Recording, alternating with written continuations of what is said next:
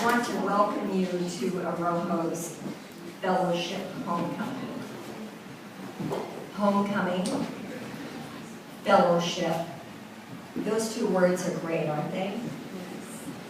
They make me feel both comforted and comfortable, rested and ready. We do for each other whatever is in our reach to do.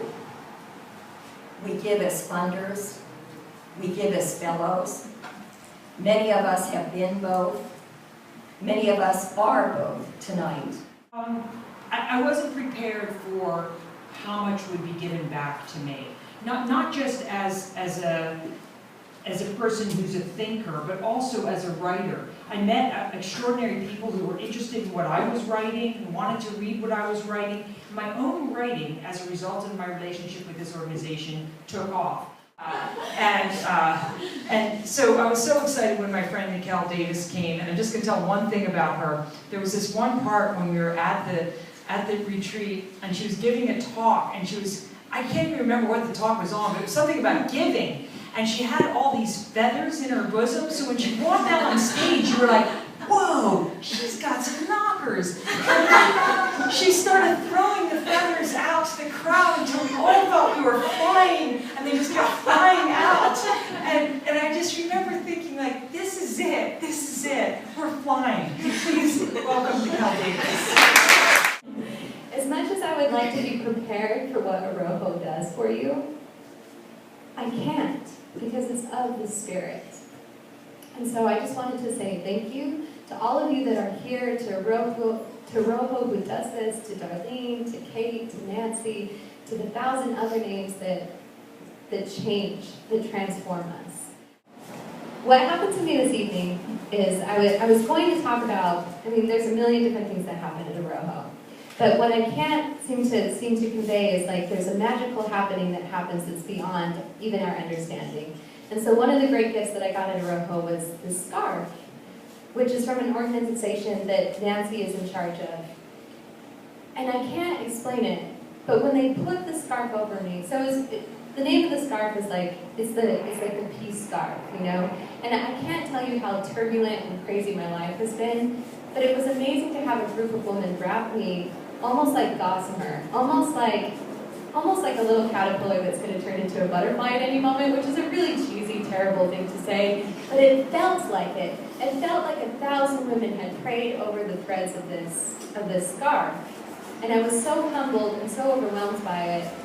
And I didn't know the story. I didn't know that Nancy actually is like the head of an organization that gives out scarves to hundreds of women with a prayer that they will never have a broken spirit.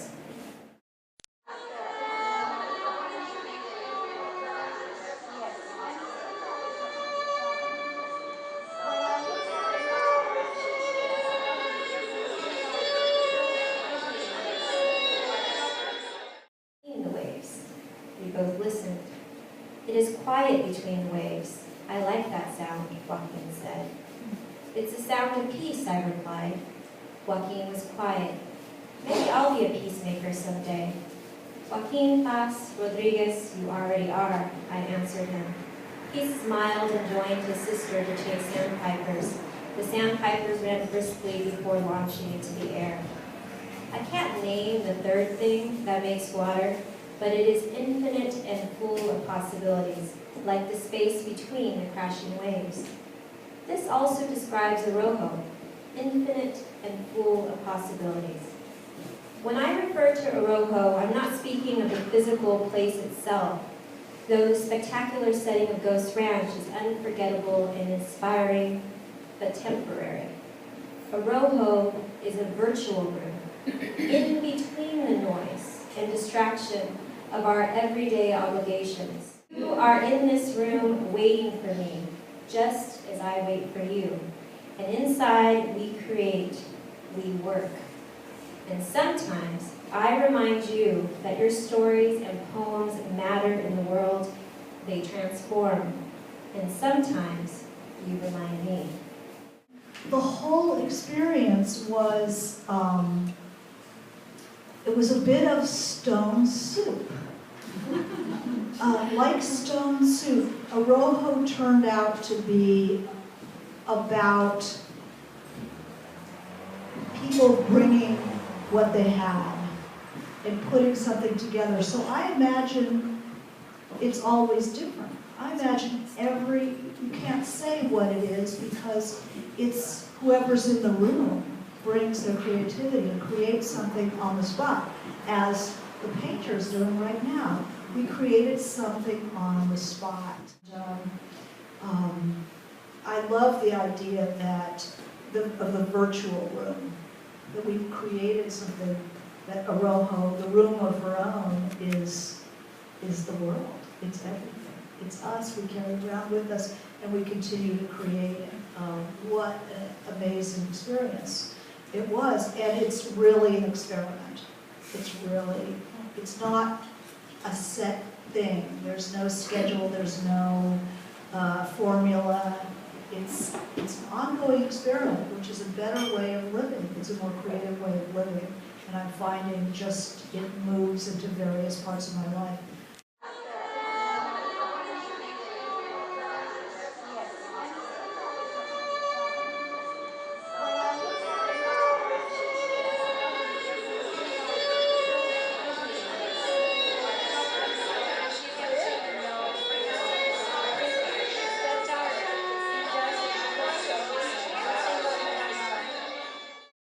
How the steps I'm taking are the right steps, and that doing things that might scare me is always the right action to take. At AROHO, I was asked to read an excerpt from my current work. I read My Shelf Life, a contemporary novel set in the Bronx. Before applying to AROHO, I did my own research and learned about Mary Johnson. And I read how she was a nun at one time stationed in the Bronx.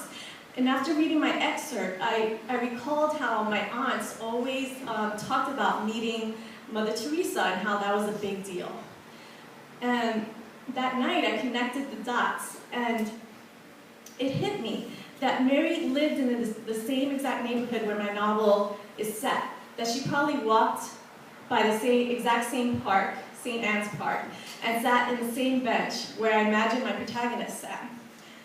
When I made this realization and spoke to Mary about it the following day, it really made my heart kind of open.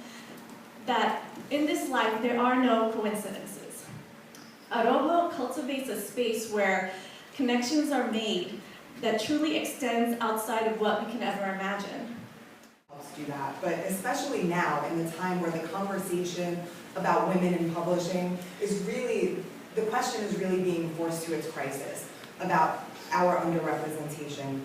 And I think this foundation is integral in that conversation and in making that inequality hopefully go away. I mean, is it too much to say go away? I really think it can go away if we keep doing what we're doing. So when I got the email that my book was taken, after frankly many years of sending it out in varied forms, something broke open. My life started. I don't mean my life started because obviously we live our life in order to do our writing, but the life that I had envisioned for myself since I was very, very young, it started. The first step was taken when you guys sent me that email saying that I was allowed to have my voice in the world in a real and significant way.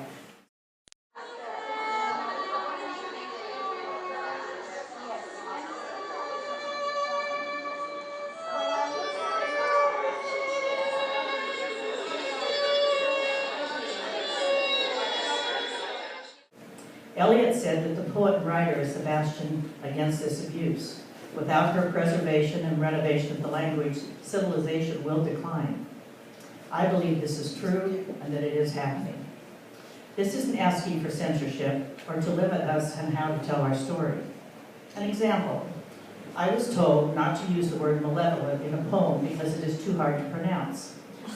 Well, I like that word and I like to roll it around. Malevolent. And if you read Our Virginia Woolf, sometimes it pays to keep a dictionary close by. Isn't it great to find a new word that expresses exactly what you want to say? Something that I wrote on the second day that I was at AROHO. Maybe I don't know. Near the midnight hour, I stood outside of my casita and waited for the first good showers to jet across the indigo New Mexican sky. The Big Dipper balanced itself on a deep purple mesa, while shooting stars streaked above its handle. I felt the celestial showers celebrate the end of my first day at Ghost Ranch in Abiquiu, New Mexico. In this moment, I am so grateful. I am in awe of the experience I will be blessed with during this week. Imagine a community of 100 women from all over the world gathered here to write, share, listen. By that very act, the community creates, inspires, enlightens. There is nowhere I'd rather be right here, right now.